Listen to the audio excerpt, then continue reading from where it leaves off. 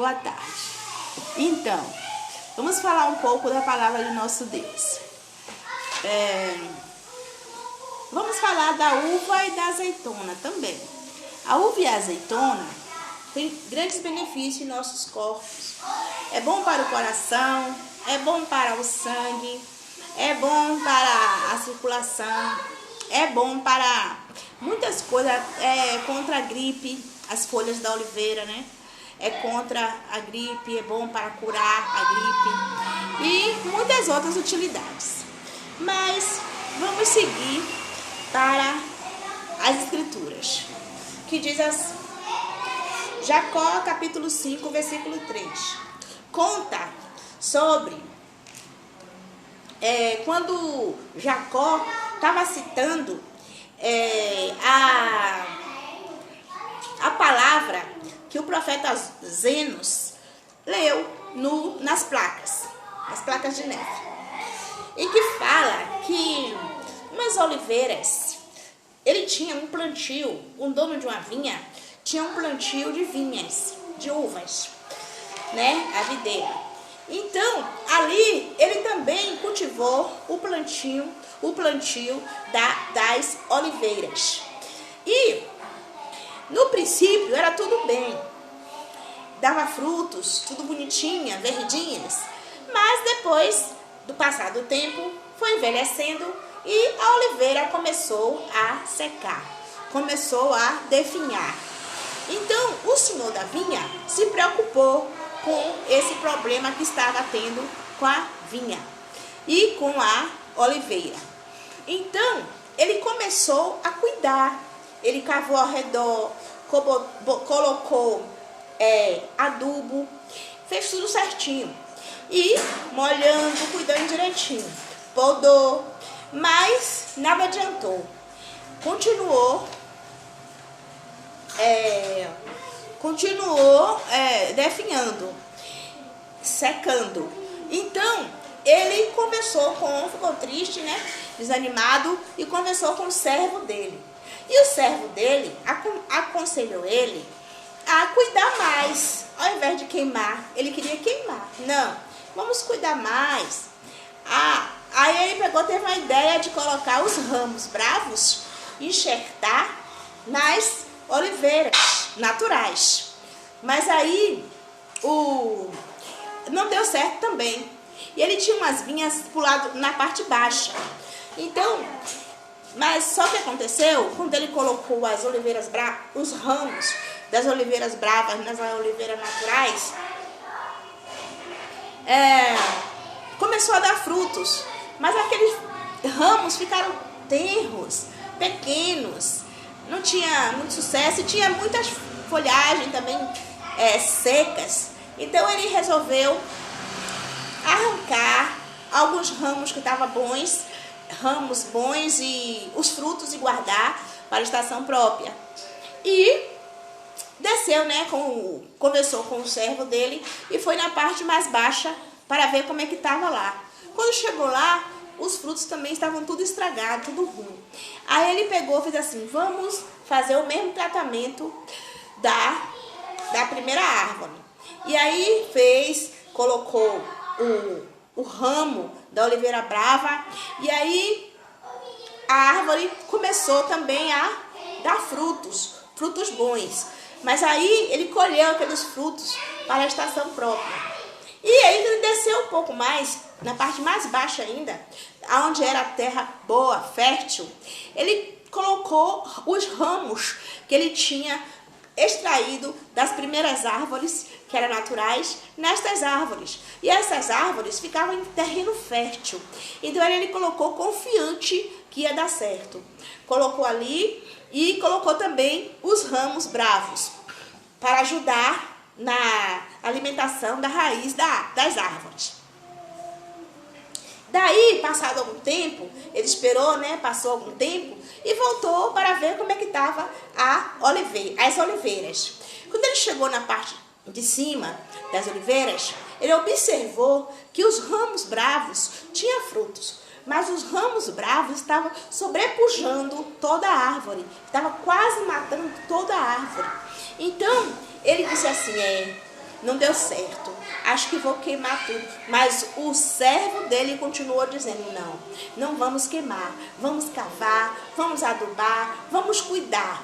Vai dar certo. Aí ele se animou e aí pegou, foi tirando aos poucos os ramos bravos e colocou, enxertou, foi na parte baixa, tirou aqueles ramos primeiro que ele tinha e trouxe para as primeiras árvores e colocou os ramos naturais nos ramos naturais e foi tirando os ramos bravos que estavam secos e que estavam também sobrepujando as árvores.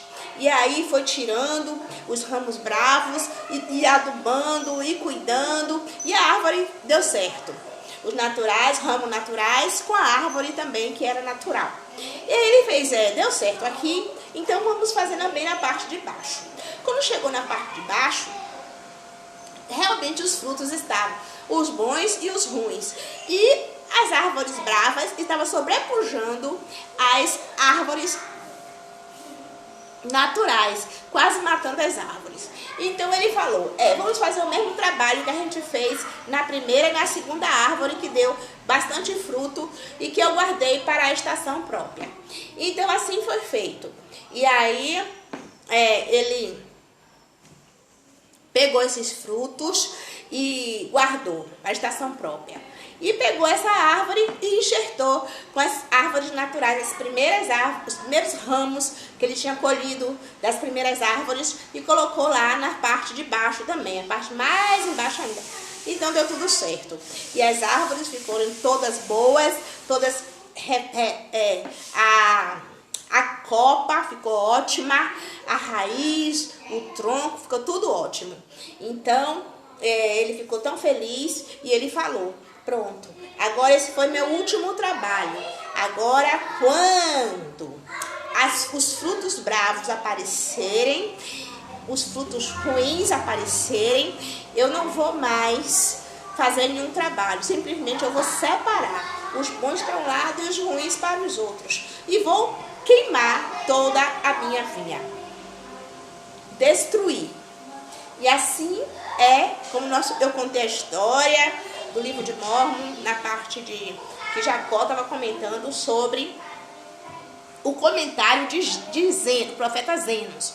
Mas agora, vamos ver, comparando, com o reino dos céus, com o Pai do céu. Assim estamos nos últimos dias, é o tempo da colheita. Deus já está separando entre o que serve e o que não serve, os frutos bons e os frutos ruins, Não há mais tempo para cavar ao redor da árvore, da pessoa, cultivar, limpar, não dá mais tempo para nada disso. Agora é o tempo da colheita. Então, vamos ler vamos ler não. Eu não vou ler, sabe por quê? Eu quero ganhar tempo. Para que eu venha comentar e cada um de nós venha entender e que Deus venha trabalhar em nossos corações através dessa mensagem. Então, eu vou citar aqui o capítulo e o versículo. Se você quiser ler, você pode depois. Mas agora vamos comentar. Primeiro Jacó 5, capítulo 5, versículo 3. Jacó, capítulo 5, versículo 41. E Jacó, capítulo 5, versículo 68. Tá lá a narração sobre, com H, a narração sobre o Senhor da vinha. E tá o resultado, que ele lutou por 2 vezes para recuperar as árvores, 3 vezes para recuperar as árvores e parou. Não vai mais continuar, porque é o tempo da colheita e paciência, como tem um ditado, tem limite. Então vamos, Jacó 5, 7, 7. E então vamos ler,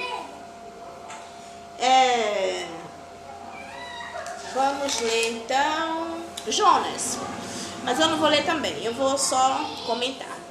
Jonas 2, capítulo 1, versículo 2. Jonas ficou dentro da baleia. O peixe, um grande peixe, engoliu Jonas, porque Jonas desobedeceu a Deus.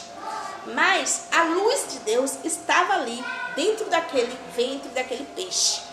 Porque Jonas sobreviveu 3 dias e 3 noites. Depois o grande peixe, foi lá e vomitou Jonas na areia. Então ele foi e cumpriu o que o Senhor tinha pedido a ele. Mas de início, Jonas desobedeceu a Deus. E Jonas estava naquele lugar, Jonas estava naquela situação. Mas a luz de Deus estava ali. Então, 1 Reis 17:4. O profeta Elias falou contra Acabe e Jezabel, porque eles eram totalmente desobedientes a Deus. Eles não aceitaram obedecer os mandamentos e fazer as coisas que Deus mandava. Não dava ouvido à voz do Espírito Santo. Então, o profeta Elias chegou lá e falou que ia ter uma grande seca. E realmente teve essa grande seca. E através dessa seca, Deus sustentou Elias ali, naquele lugar onde ele estava, onde tinha um riacho, e os corvos levavam pão para Elias. Elias se alimentou através da misericórdia de Deus, os corvos levavam pão para Elias, imagine. Depois Deus deu outras providências para Elias se alimentar, enquanto estava seca, né? Mas vamos só lembrar que não importa o lugar onde você esteja, não importa a situação em que você esteja passando, Deus sempre dá a providência. Então vamos ver agora João, capítulo 11, versículo 5 e versículo 8. Aqui, Jesus estava além do Jordão, ali naquele lugar onde João Batista tinha batizado muitas pessoas que se arrependeram dos pecados. Então, Jesus estava curando, libertando e falando do amor de Deus para todas as pessoas. Mas aí chegou a notícia que Lázaro tinha morrido. Mas Jesus não queria nem sair daquele lugar, porque estava uma bênção. O povo estava aceitando Jesus. Então, ficou ainda 2 dias ali. E também porque ele estava sendo útil, né? Ficou mais 2 dias ali naquele lugar. E depois, Jesus resolveu ir para uma cidade chamada Judeia, aonde ele tinha sido expulso de lá, porque ele falou que era filho de Deus. Simplesmente por isso, a inauguração do templo, ele tinha sido expulso de lá. Mas ele tinha que voltar lá, porque Lázaro tinha morrido. Então ele ficou 2 dias ali, além do Jordão, e depois ele foi mais 2 dias andando até a Judeia. Quando chegou lá, já tinha 4 dias de Lázaro morto. Mas ele clamou a Deus, orou ao Senhor e Lázaro ressuscitou. E a ressurreição de Lázaro simplesmente foi para que ele viesse viver aqui na terra. Porque depois Lázaro voltou a morrer novamente. Mas o lugar que Lázaro estava, no túmulo, estava escuro. Mas Deus estava ali com Lázaro. Quando Lázaro ressuscitou, Deus continuou com Lázaro. Então, agora vamos ver João 10, 40, 41 e 42. João 10, 40, 41 e 42. Vamos ver também João 10, 22, 23, 30 e 34. E vamos ver Gênesis 1, 26. Vou ler a Bíblia.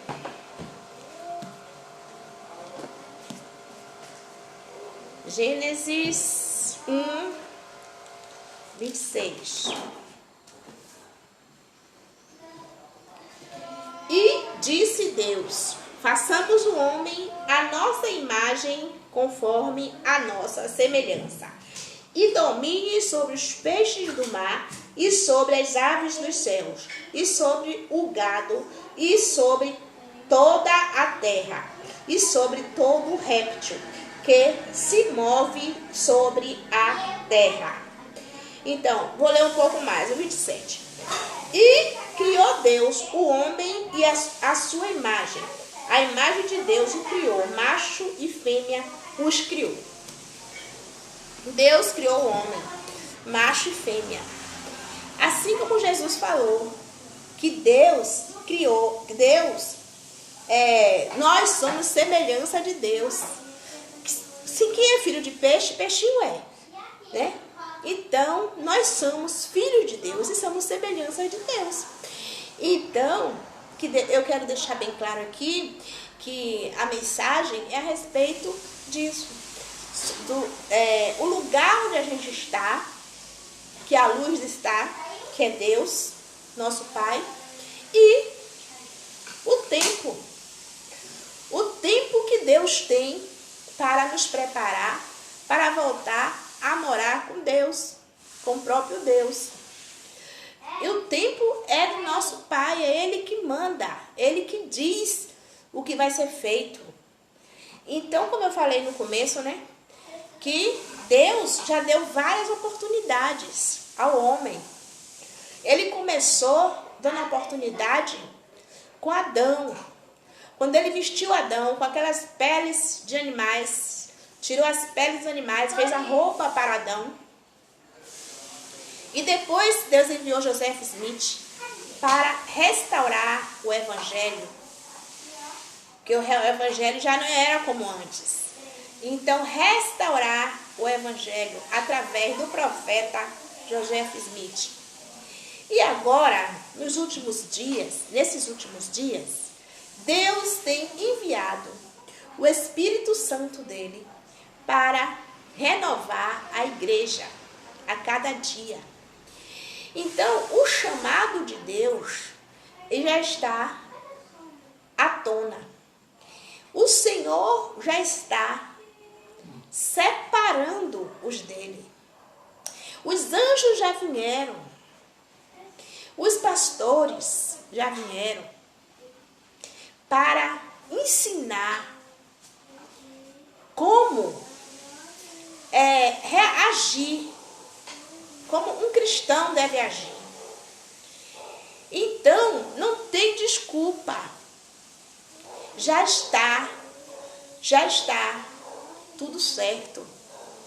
Jesus virá e julgará a terra, a todos, e a terra será queimada com fogo eterno, e todos irão levantar, uns para a glória e outros para a desonra. E assim eu agradeço essa rica oportunidade, em nome de Jesus.